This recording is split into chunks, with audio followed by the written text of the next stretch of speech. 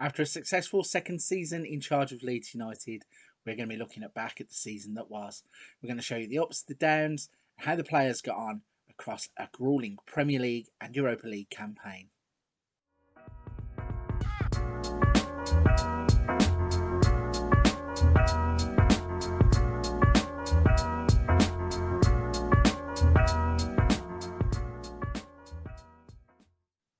Welcome back to the channel and another episode of Leeds United, Pride of Yorkshire. So as I alluded to in the little intro there, today's episode is going to be all about Season 2.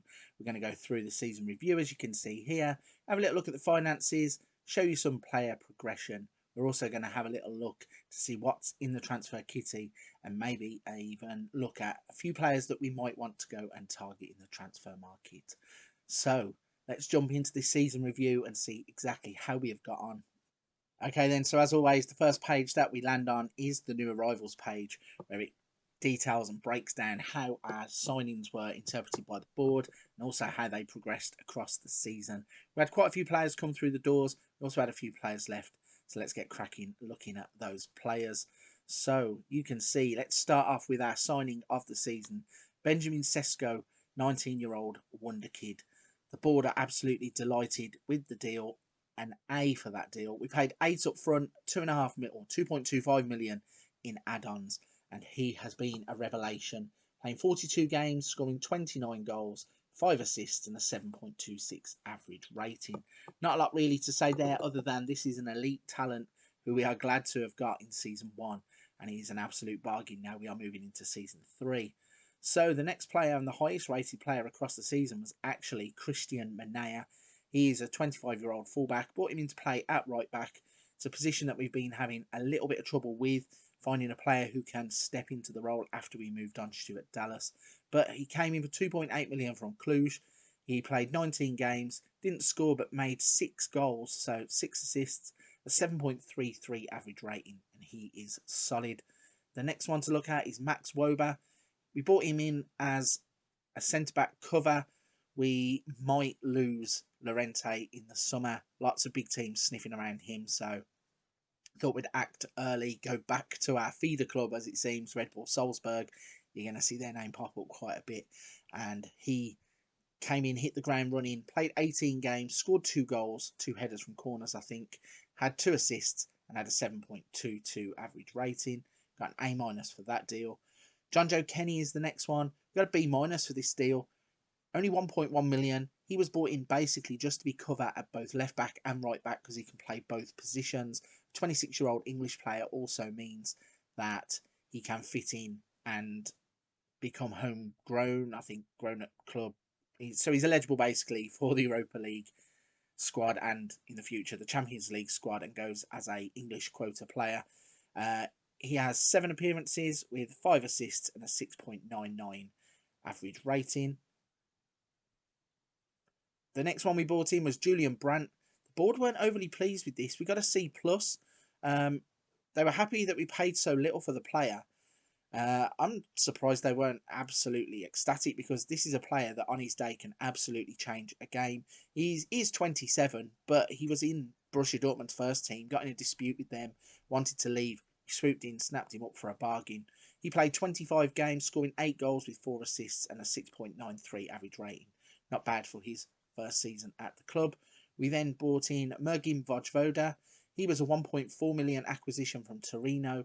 Only played 6 games, had 2 assists and had an average rating of 6.89. Jens Kajust is another one that we bought in on transfer deadline day. 23-year-old midfielder. Only £8 million from Midgetland. He had 6 starts with 12 more from the bench. He had 1 goal and 1 assist for a 6.88 average rating. We got a C for that one. I think that's going to be a bargain. Only 23 years old. Definitely one that will be in the middle of the park for years to come. We signed Thiago Thomas. Got a B+ for this one. 6.5 million from Sporting Lisbon. He's another one who on transfer deadline day was being offered out by his agent. We swooped in to get him because he looks like he has major potential. It says that the B+ was because they were pleased with the deal, and it was getting the player to agree to a lower wage than we would have expected to pay somebody of his ability. So a good signing there. He played 10 games, 20 more from the bench. bedding him in slowly. 5 goals, 2 assists and a 6.82 average rating. Next one was Amadou Diyawara. Now the board had given us a B+. They were happy that we got great value for money. 3.8 million from Roma was an absolute steal. He's only 25 years old, and we played him in a rotation. He only played 3 games, 6 more from the bench, had 1 assist. There is a little bit of something going on with Diyawara. He, at the end of the season, kicked off about wanting to play for a bigger club, which was a bit weird because he'd just done the same thing at Roma. So watch this space. He might be moving on in the summer. The next one is Ali Akman. C+ for this deal. We feel the transfer fee doesn't represent a good deal for the club. 6.75 million for a 21-year-old striker that, as I keep banging on about, in my previous De-Rotten Bullen save, we signed Ali Akman and he was an absolute star. And I think he will be in this save too. Just 6.75 million. Only played 5 times with 4 more from the bench. Had 3 goals, no assists, and a 6.72 average rating. Ricky Puig, we got a D for this. The wages apparently are the reason that we got that D. £13 million transfer. He's played 35 games, 2 more from the bench, 2 goals, 2 assists, and a 6.61 average rating. He's only 23, so I'm going to give him a bit more time before I judge him. But I was slightly disappointed on what I know of Ricky Puig, and certainly in this game, I think he's a player that hopefully is going to be development for the future. Moritz Kiergaard, he's a player that we bought in. I did put him on the thumbnail for the transfer special, and I thought he was a player that might have had a bit more of an impact on the team. But as we bought Brandt and Puig, really couldn't get him in this season. Still only 19 years old, plenty of time to develop him. And the last one was Jamal Lascelles. He was just cover again at centre-back. And I think, well, we got a B+. I think he's a player that's okay, 29 years old, so he fits in with what the club's still wanting, which is no players over the age of 30. And the transfer fee of 5 million is practically nothing for, again, another English player who fills an English quota for the European competitions. So let's look at the transfers out. So is there a way to do this in? No. So we're only going to go over the big money transfers here. So Robin Koch was the first one. He left to go to Zenit for 35 million. Patrick Bamford, he left to go to Burnley for £11 million. Emil Krath also went to Zenit St. Petersburg for 2.7. Pascal Struijk went to Atletico Madrid for 9.5 million. We've got Helder Costa went to Seville for 3 million. Matthias Bogus, 4.7 million to Olympiacos. We also sold Tyler Roberts for 6.5 million to Augsburg. That wasn't a deal I really wanted to do. I think the money might turn into a value, but at that particular moment in time, I couldn't see him getting into the team.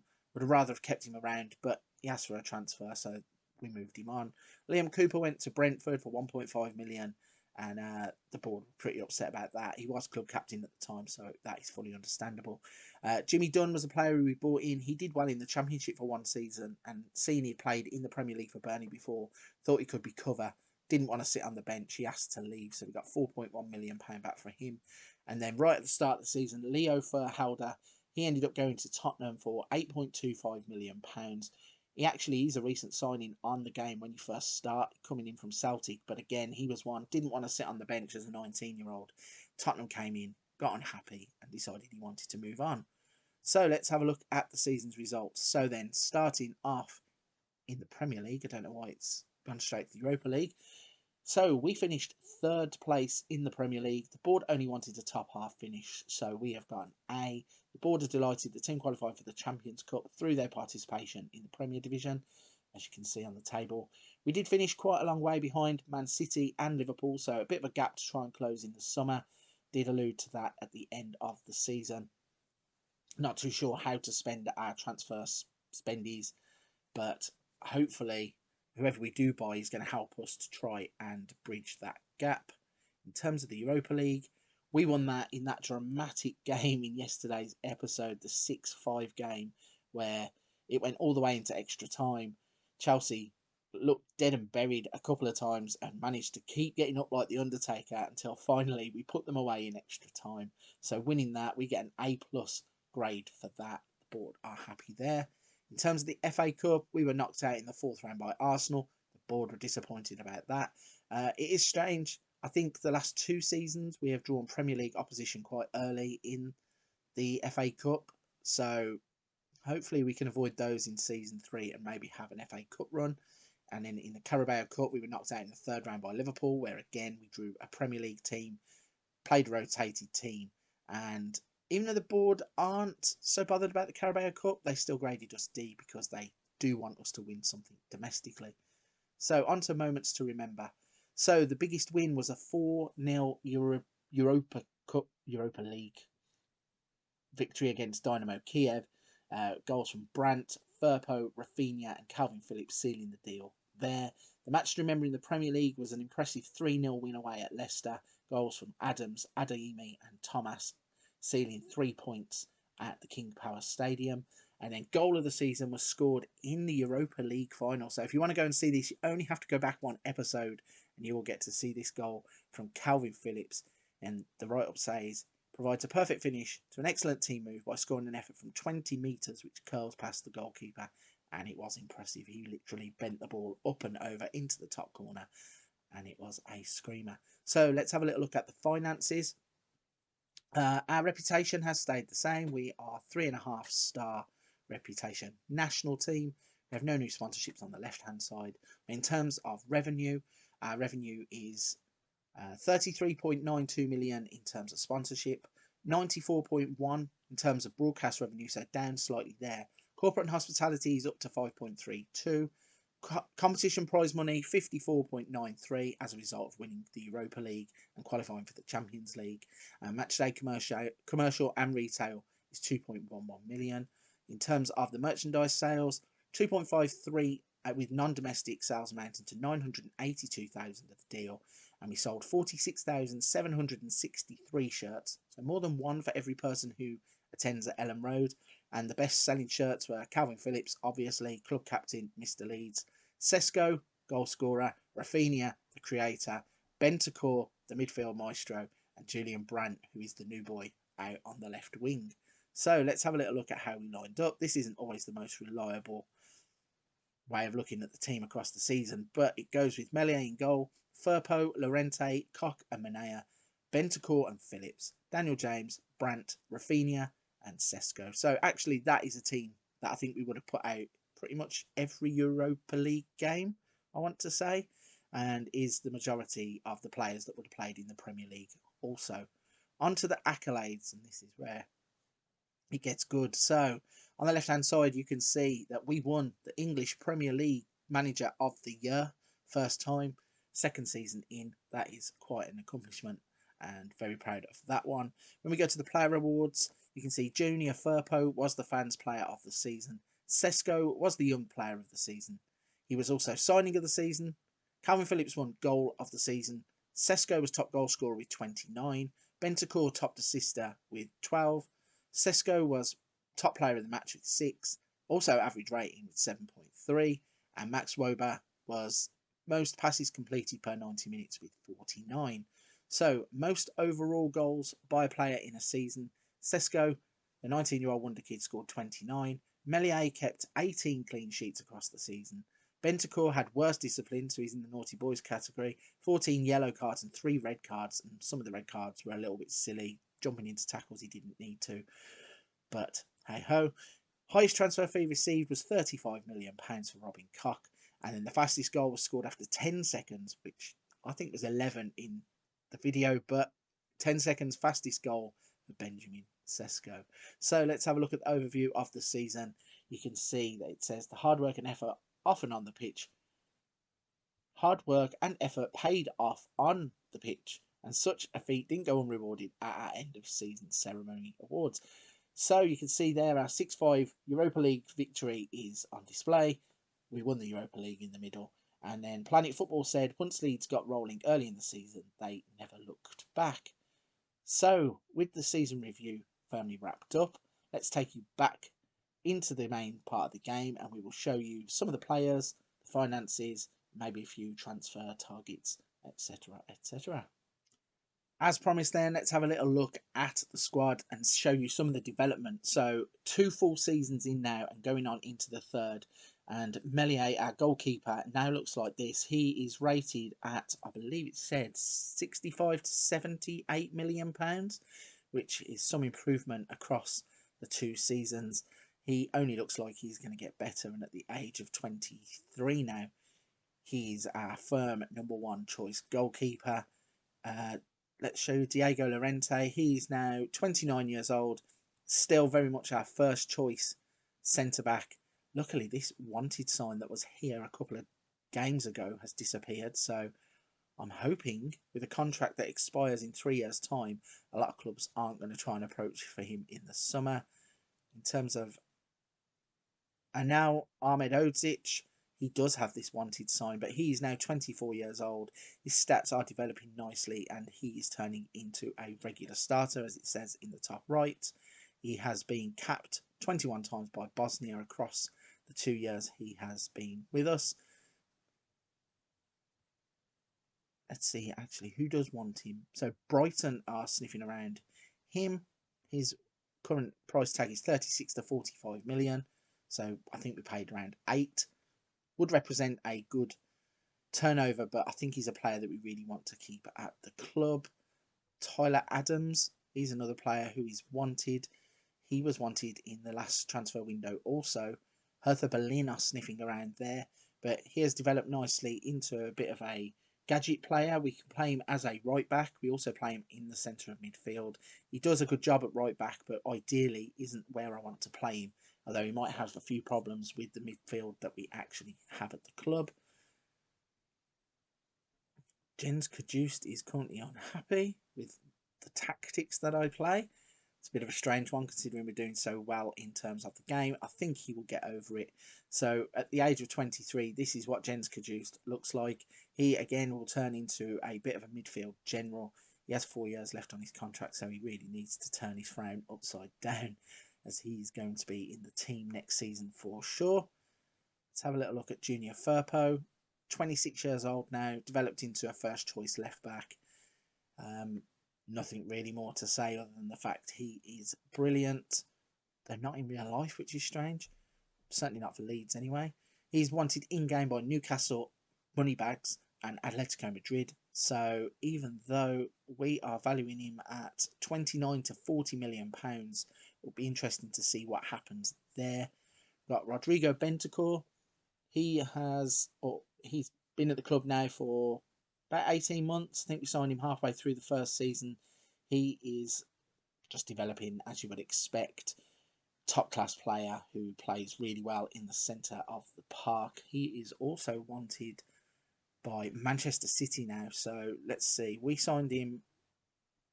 Where is he? So we estimate 50 to 60 million. I think we paid around 8. No, 5.75.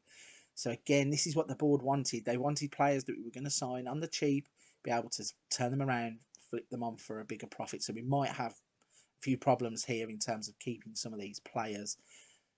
Mr. Leeds himself, Calvin Phillips, club captain, is wanted by Paris Saint-Germain. This one, I'm hoping that the fact he is club captain, homegrown, in real life, I don't think he'll ever want to leave. But in this game, you never know when PSG come calling. That is going to be a tough one. Moritz Kiergaard, we only signed him at the start of the season. He has started to develop. The development doesn't look massive there, but we are trying to get him involved in games as much as possible. I think he'll be one for the Cups this season, especially if we draw some lower league teams. Pablo Torre has been at the club now for 2 seasons. We did have to loan him out at the start because he didn't get a work permit, but a few down arrows there are not good. I think we need to, again, involve him more in the first team. I think he's a player who will still develop. He's got 3 years left on that contract. So, again, maybe one that we will look to play in the Cups this season. The next one to look at, Rafinha. So, Rafinha is just a world star at this point. 5 caps for Brazil now. So, he has broken into the Brazilian first team, which is good. I'm not too sure how much Leeds paid for him in real life. 20 million in real life. So, let's see who is sniffing around him now. Atletico Madrid. I think he's another one that I envisioned having problems keeping in the first season. So we've got 2 seasons out of him. Some massive deals or offers coming for him, we might struggle to keep him too. Thiago Thomas is a player that has untapped potential.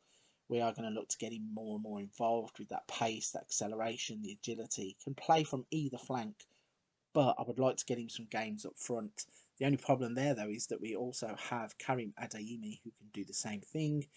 He's a player that I really need to get involved a lot more. 24 substitute appearances isn't really good enough for a player that I think can go on and be a world star. So definitely something to look at in terms of getting him into the team. Adam Hlozek is another one. Stunted with his development a little bit. I think that's down to not getting much game time.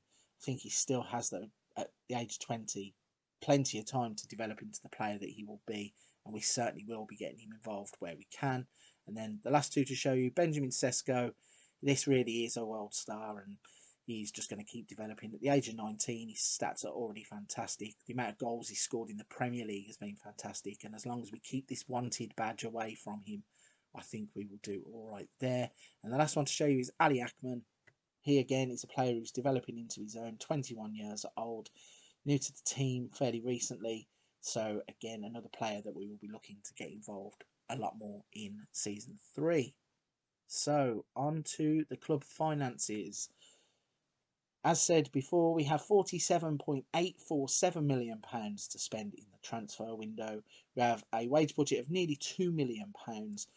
It is interesting that the club overall balance is 60 million, and they are going to trust me with nearly 50 of it. So I think we are going to get some offers for some players, which might give us some more to spend, or it might mean the board secure money before giving us more money to spend. But certainly that £47.8 million is something that probably will burn a hole in my pocket.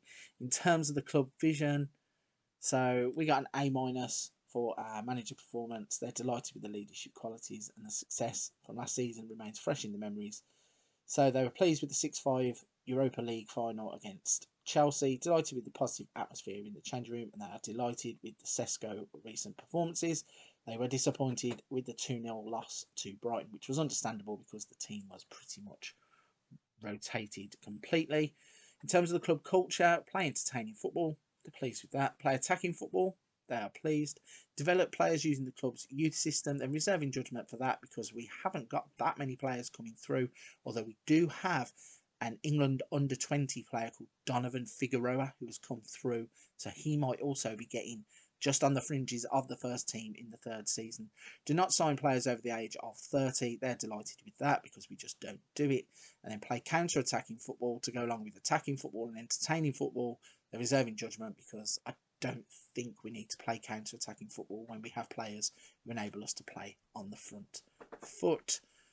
So, is there anything else we need to show you? Let's have a little look in the inbox, see what is there. So, seasonal performance analysis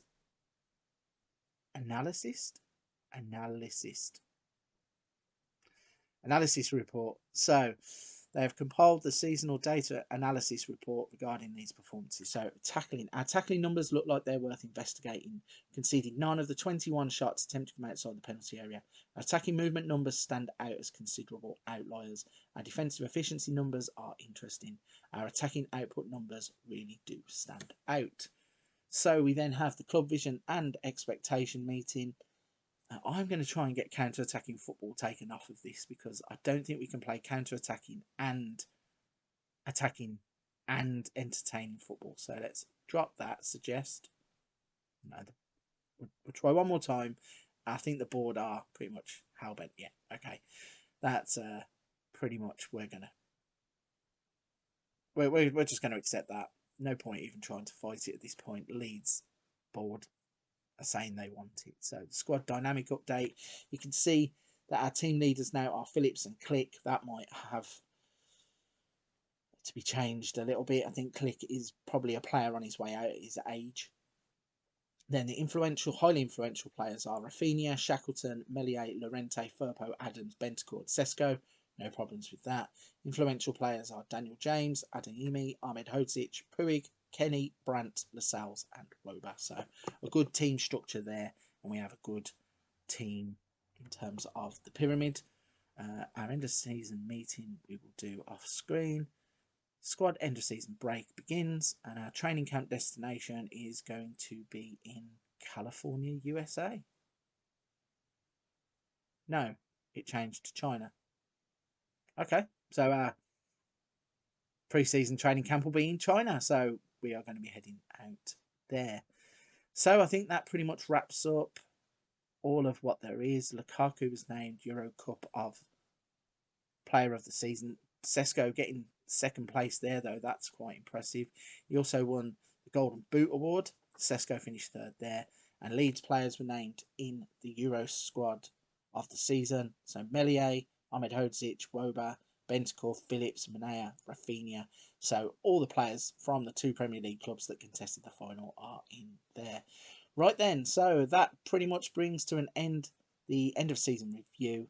We are going to be pushing on with transfers tomorrow. We're going to try and do it like we did last time, where we will bring you everything that happens along the path and see who comes in and who goes out. There we go then. That was the story of season 2. You can see that we have had a highly successful second season in charge of Leeds United. The 3rd place in the Premier League and above Manchester United, and also the Europa League victory. Very much fresh in the minds. So we are going to be pushing on into season 3. As I just said, just before we came to these final thoughts, we will be showing you transfers tomorrow, also going through pre-season with our training camp now taking place in China, definitely. And we will then get ready for the big Premier League kickoff for season 3. So if you're at this point of the video, you're still watching and you're enjoying the content, please don't forget to hit that subscribe and like button to help the channel out. Appreciate everybody who has been doing that. But for this episode, I'm going to wrap it there, and I'll see you tomorrow when we show you who's coming in, who's going out, and anything else that happens in the pre-season.